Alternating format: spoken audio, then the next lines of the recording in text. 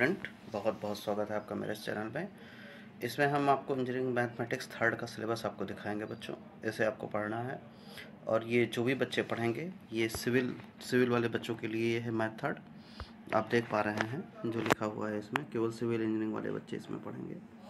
ठीक है, तो सिविल इंजीनियरिंग इसमें पढ़ेगा आपका ये मैथमेटिक्स थर्ड। ठीक है, सबसे पहला यूनिट जो आता है वो है लाप्लास ट्रांसफॉर्म। पहला यूनिट आपका लाप्लास ट्रांसफॉर्म है। ये बहुत आसान है बच्चों, तो इसको आपको अच्छे से पढ़ना पड़ेगा। ठीक है, इसके बहुत छोटे छोटे पॉइंट होंगे जो आपको अच्छे से समझना पड़ेगा। इसके बाद में आएगा यूनिट 2 जिसका नाम रखा गया module 2 integral transform. Integral transform बिल्कुल इंटीग्रेशन पर बेस होगा और ये भी आसान है।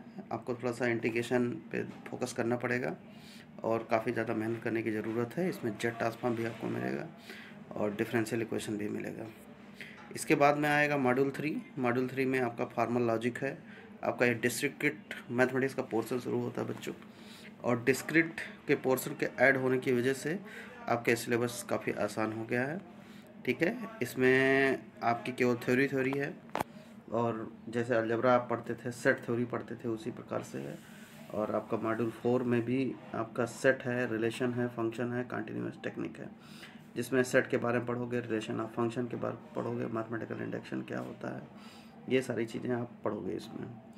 तो इसके लिए अभी AK2 ने कोई बुक नहीं जारी किया है और ना ही कोई बुक बनी है, तो इसलिए आपको डिफरेंट पार्ट से आपको बुक लेना पड़ेगा और उसको अच्छे से पढ़ना पड़ेगा। मॉड्यूल 5 में लैटिस आएगा, lattice and Boolean algebra. Boolean algebra के बारे में बच्चों पढ़ चुके हो। ठीक है, तो इसमें पार्शियली ऑर्डर सेट है, हैश डायग्राम है, मैक्सिमल मिनिमम एलिमेंट है और आइसोमॉर्फिक है, लैटिस है, बाउंडेड है, lattice, distribution law of lattice. ठीक है, तो बच्चों ये सिलेबस काफ़ी देखा जाए तो बड़ा है अगर डीप में पढ़ाया जाए तो, इसलिए आपको अच्छे से फोकस करना पड़ेगा और अच्छे से पढ़ना पड़ेगा।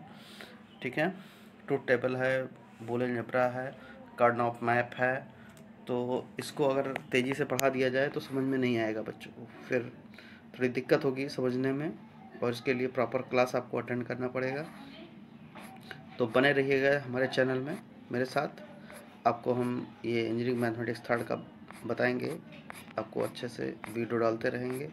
शेयर करना, लाइक करना मत भूलिएगा, कमेंट बॉक्स में नाम लिखिएगा ताकि आपका नाम मुझे याद हो जाए। Thank you very much.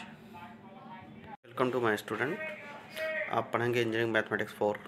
ये इंजीनियरिंग मैथमेटिक्स 4 का सिलेबस है जो हमारे बच्चे पढ़ेंगे। कंप्यूटर, इलेक्ट्रॉनिक्स, इलेक्ट्रिकल इंजीनियरिंग, ये सारे ब्रांचेस बच्चे पढ़ेंगे और स्टडी करेंगे। मैकेनिकल इंजीनियरिंग वाले भी इसे पढ़ेंगे, तो इसके बारे में हम बताएंगे इंजीनियरिंग मैथमेटिक्स 4 के बारे में।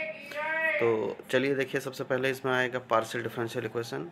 जैसा कि आप फर्स्ट सेमेस्टर में पार्शियल डिफरेंशियल इक्वेशन पढ़ चुके हो और सेकेंड सेमेस्टर में भी आपने डिफरेंशियल इक्वेशन पढ़ा होगा, तो डिफरेंशियल इक्वेशन अगर आपको आता है तो पार्शियल डिफरेंशियल इक्वेशन आराम से हो जाएगा। ठीक है, तो आपका पहला यूनिट है पार्शियल डिफरेंशियल इक्वेशन। ओके, इसके बाद में आएगा application of partial differential equation. तो application of partial differential equation में आप पढ़ोगे, जैसे पार्शियल डिफरेंशियल इक्वेशन था उसको सॉल्व करना था। अब उसके बाद में application of partial differential equation है, ये बहुत आसान है। ठीक है, तो आप अच्छे से इसको पढ़ोगे, स्टडी करोगे। इसके बाद में आएगा स्टैटिकल टेक्निक 1।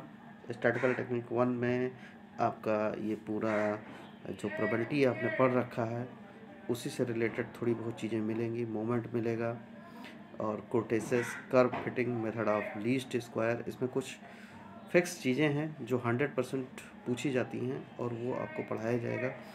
तो एक क्वेश्चन बनने के लिए तैयार रहेगा आपका उसके लिए। ठीक है, इसके बाद में स्टैटिकल टेक्निक 2 आएगा। स्टैटिकल टेक्निक 2 में भी काफ़ी चीज़ें हैं, प्रोबेबिलिटी से रिलेटेड सारी चीज़ें हैं, उसी का विस्तार किया गया है। बेस थ्योरम है, रैंडम वेरिएबल है, प्रोबेबिलिटी मास फंक्शन है, डेंसिटी फंक्शन है, ये सारी चीज़ें हैं। ओके, इसके बाद में स्टैटिकल टेक्निक आपका आएगा थर्ड। स्टैटिकल टेक्निक थर्ड में सैम्पलिंग आएगा और ये हाइपोथेसिस आएगा। ये बहुत आसान है बच्चों, टी टेस्ट है, एफ टेस्ट है, काई टेस्ट है, एनोवा है, बहुत सिंपल है आपका ये। ठीक है, तो इस तरह से मैंने आपको पूरा सिलेबस बताया बच्चों। ठीक है, तो आप इसको अच्छे से पढ़िएगा। स्टार्टिंग में आपको अच्छे से पढ़ना है और रेगुलर क्लास भी करना है। अगर आप क्लास नहीं करोगे तो आपका सिलेबस छूटेगा और आपके मार्क्स कम मिलेंगे। इसमें आप 100 to 100 स्कोर कर सकते हो। तो बने रहिएगा हमारे चैनल के साथ, शेयर करिएगा, सब्सक्राइब करिएगा और बच्चों को, ताकि ज्ञान ज़्यादा से ज़्यादा बच्चों को पहुंच सके। ठीक है, थैंक यू वेरी मच।